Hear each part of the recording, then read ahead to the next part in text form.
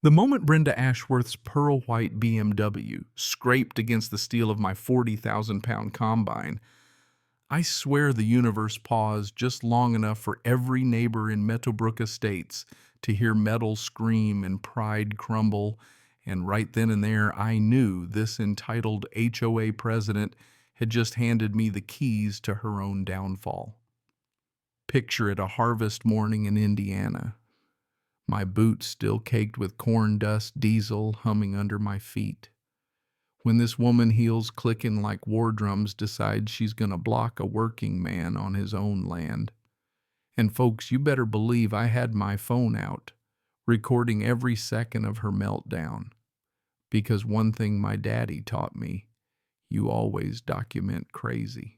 Let me back up a sec because you're probably wondering what kind of person thinks a corn farmer's the villain in his own backyard.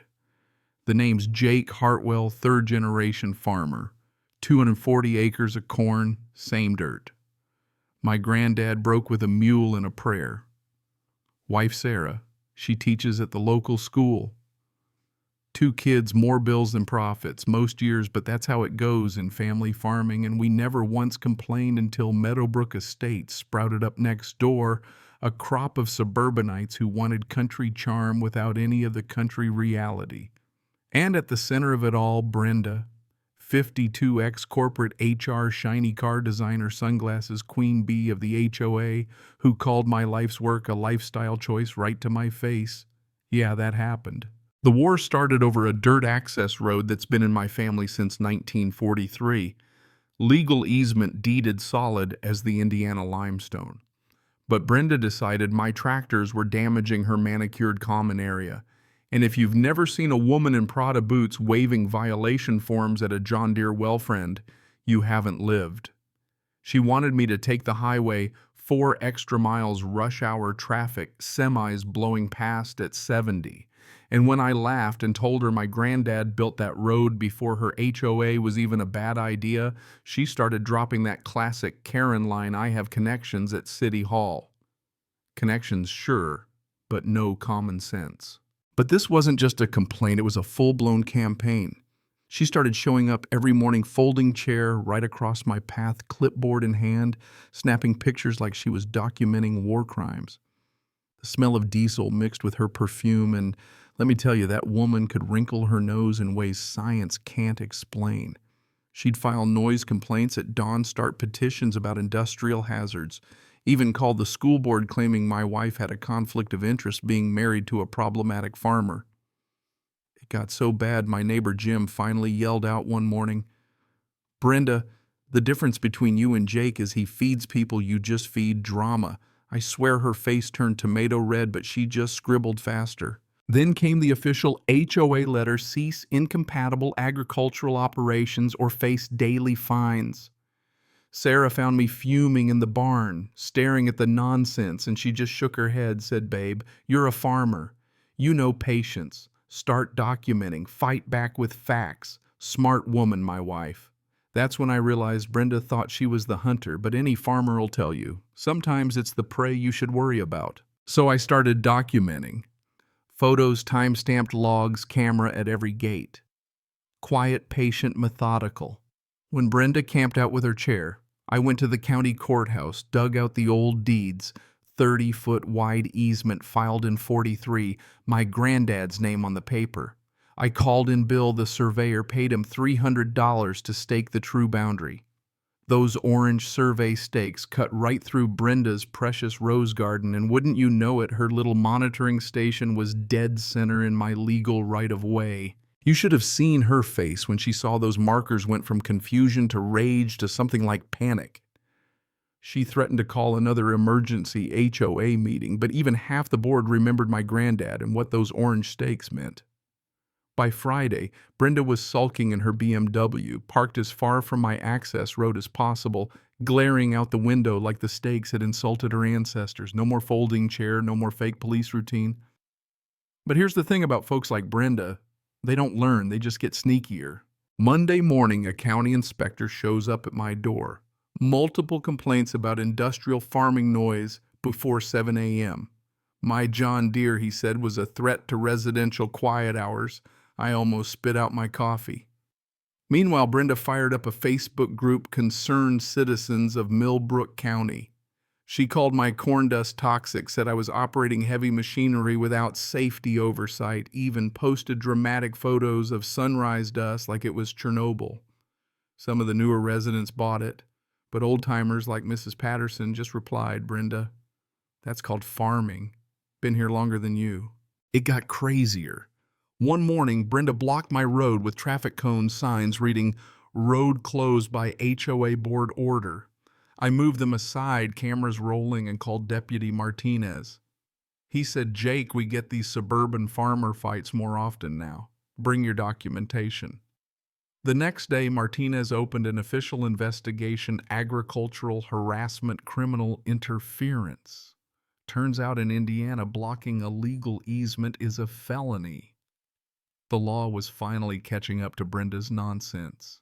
Brenda, though, wasn't done. She called the local news, claimed agricultural terrorism was threatening suburban families, ranted about toxic clouds on live TV.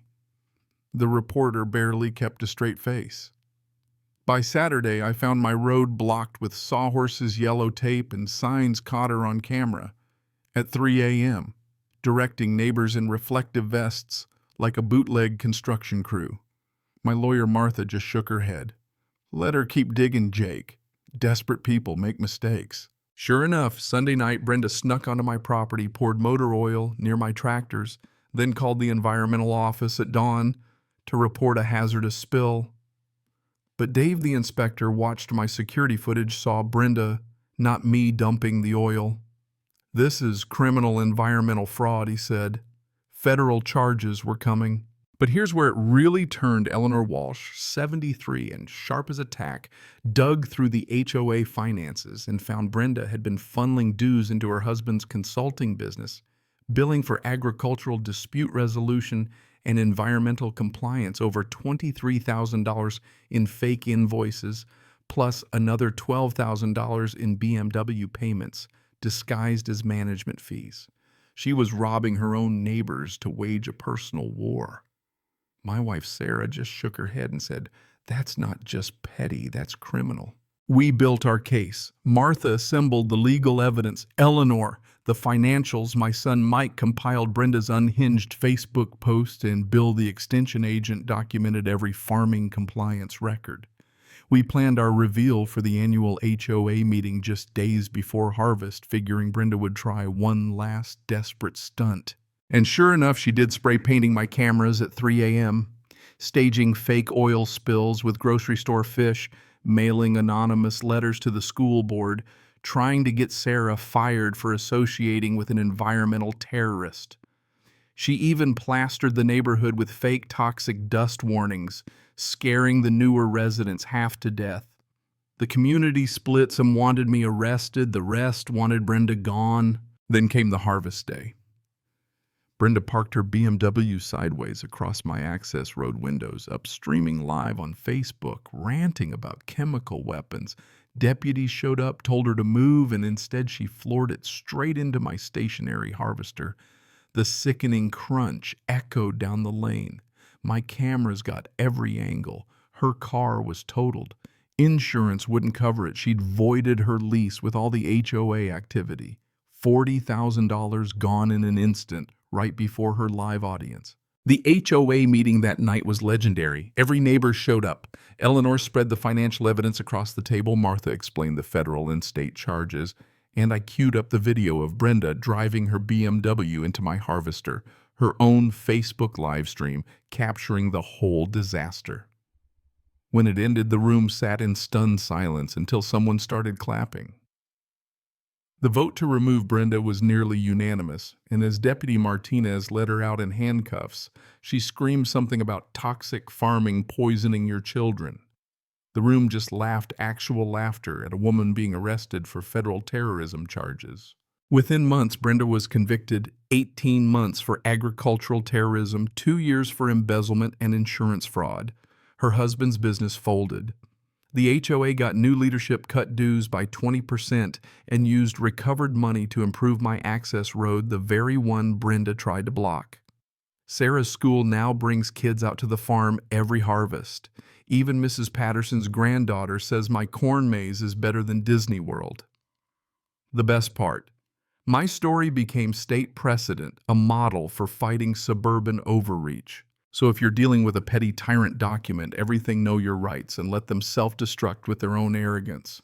Sometimes the best revenge is just watching justice work one harvest at a time.